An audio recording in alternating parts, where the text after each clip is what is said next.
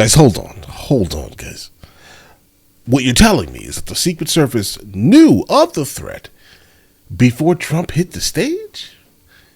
And then you allowed him to walk onto the stage, right? You did that. But yet you don't want us to blame you.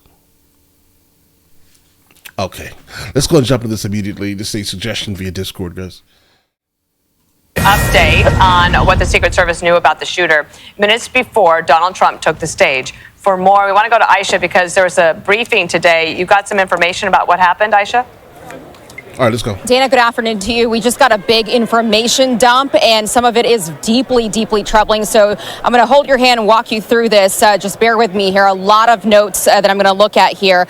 Just about a couple minutes ago, these senators came out of this briefing with the Secret Service. They've been asking for it for days now. Finally got it with the director and Secret Service staff. And the top headline that has come out of it, according to Senator John Barrasso, just spoke to him as soon as he hung up on this briefing. He said that apparently the Secret Service had identified as a character of suspicion this man, this shooter, because they saw a rangefinder on him as well as a backpack.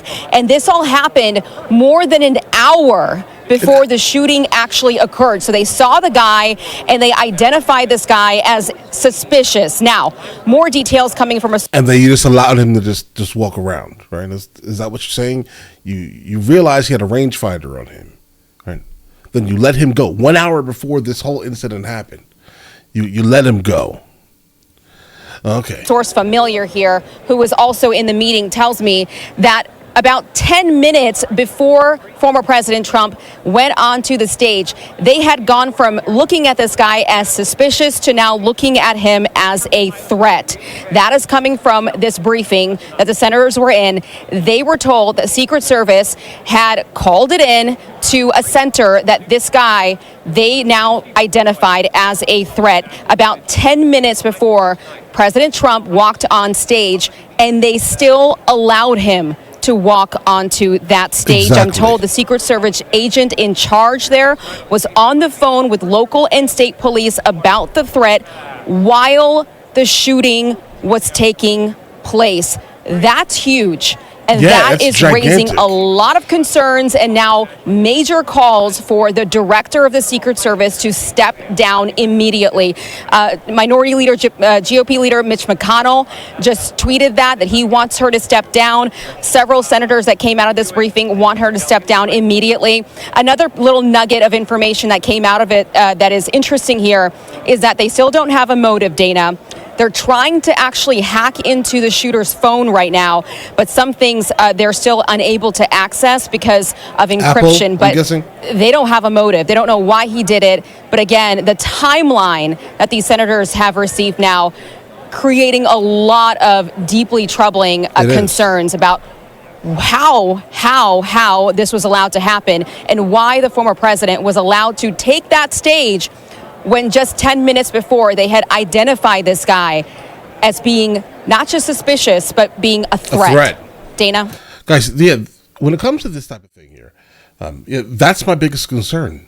I'm just like, bro, why would you allow him to walk around freely?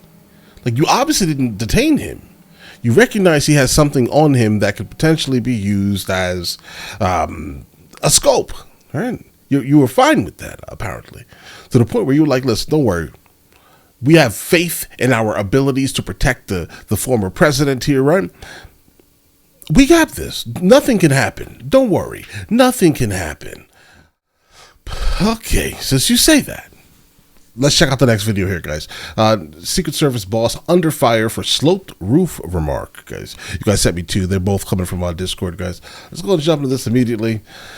As we reported top of the hour, lawmakers are getting restless about the lack of information coming from DHS and Secret Service about the attempted assassination of former President Donald Trump. We're learning now that DHS and the FBI have agreed to hold a phone meeting tomorrow with not just one group or committee, but every House lawmaker. Let's bring in House Majority Leader Steve Scalise. Good to have you on the program.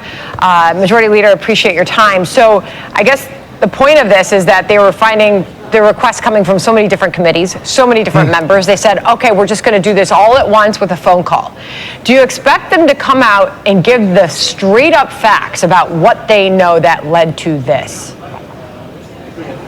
Well, Sandra and John, good to be with you. I'm not here expecting a lot on this phone call. You don't usually get a lot of candor on these kinds of large phone calls. That's why you need hearings, and we're going to have hearings starting Monday. I know Jamie Comer and the House Oversight Committee are going to be holding a hearing. Chairman Green and the Homeland Security Committee are going to be holding hearings as well. And look, people want answers, deserve answers, and there's still a lot of questions. And you hear these leaks from the Secret Service, even though the head of the Secret Service herself will not come and address the public, which is a major concern, but they're leaking, trying to blame this on local law enforcement. Look, if they farmed out their major duties to other agencies, it's still their responsibility. And there's major questions about the rooftop. And, did the Secret Service head say that they thought it was too sloped? Well, the 20-year-old had no problem getting up there. Oh, yeah, exactly. This is a major failure that we still need to get to the bottom of what really happened, and we're going to get those answers in a public setting, not on a phone call where it's very, just kind of very generic. Yeah. On those 2 points, Congressman, first of all, let's put up some VO here. People identifying the shooter on the roof. Listen here. There he is right there. Right there, see him? He's laying down, see him? There he is.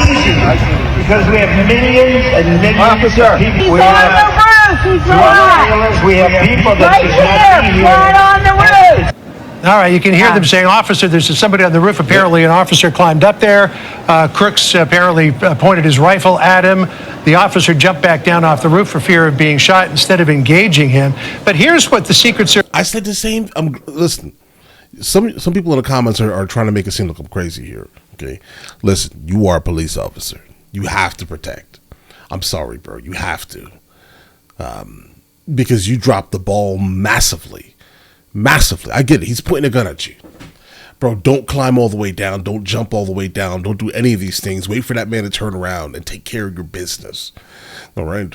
Under no circumstance should this have happened, should that cop have ran. All right? But let's continue. Let's do it. Service Director Kim Cheadle said about why they didn't have anybody up on that roof. You mentioned this. Here's what she said. That building in particular has a sloped roof at its highest point. And so, there's a safety factor that would be considered there, that we wouldn't want to put somebody up on a sloped roof.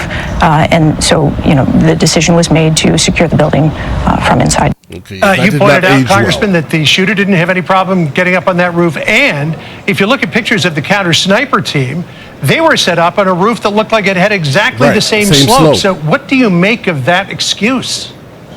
It's a terrible one. I think there's a crisis of confidence right now at the top level of the Secret Service, not the agents on the ground, but the head of the Secret Service. And many of my colleagues have been expressing the same concern. For her to make a statement like that, it raises even more questions. Why wasn't a counter sniper team on that rooftop? And as you pointed out, the other roofs had similar slopes. The shooter had no problem maneuvering that roof himself. And so, whether she took this seriously enough or not, we surely haven't gotten the answers that we deserve. And we're going to get those answers. And frankly, there needs to be accountability. Unfortunately, one of the things we've seen from the Biden administration in so many areas of failure is that there is no accountability. And at some point, if somebody doesn't do their job properly, you need to bring in somebody else. This is too important of a job. Your one task is to protect the presidents of the United States and former presidents of the United States. And, all of the other stuff that she's focused on is way outside of the mission.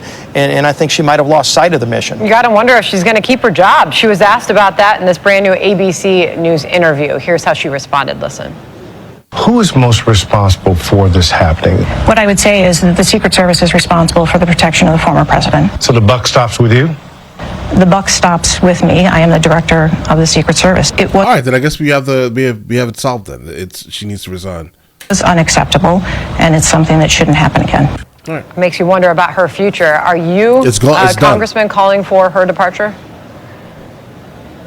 I think that we need new leadership at the top of the Secret Service, somebody who's focused on the mission, the main mission, and that is to protect the President of the United States and former presidents of the United States and the people that they're tasked with protecting. Again, all the other things you see in their mission statement that have nothing to do with that show you that she has taken this agency in the wrong direction and lost sight of what her main mission is supposed to be. Yeah. I was talking with former Congressman Jason Chaffetz earlier today. He's going to be on the program tomorrow. He, of course, was the chairman of the Oversight Committee back in 2014, 2015, when all of these problems with the Secret Service were going on and 2 directors lost their jobs. So we'll talk to him more tomorrow about all of that. Congressman, great to see you. Thank you so much. Hope you enjoy the RNC. Yep. Great being with you. Thanks again. All right. I'm Steve.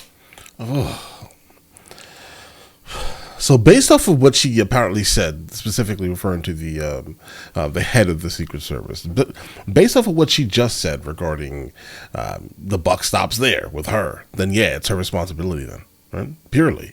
That's it. Purely, guys. Does it need some restructuring? Absolutely. They did not have enough people there for the amount of people that were there. First, you should have. Like even us gamers know, all right? You make sure you secure all of the tops of buildings, because any high point needs to be secured kind of at all times. And the fact that you decided not to because of a sloped roof, while perched on a sloped roof, while knowing that there was a threat, okay, you were already suspicious of an individual. Why didn't... listen, there's too much happening here. I don't like it. It feels weird, guys, okay? It absolutely feels weird. But all right, listen, you guys all have an absolutely amazing day, or attempt to. All right? And I'll catch you guys later. Guys, before we go, are you guys subscribed to the other channels? Logical Movie Reviews with Mr. L. Boyd, along with Mr. L. Boyd Music. Both are found in the description. Check it out.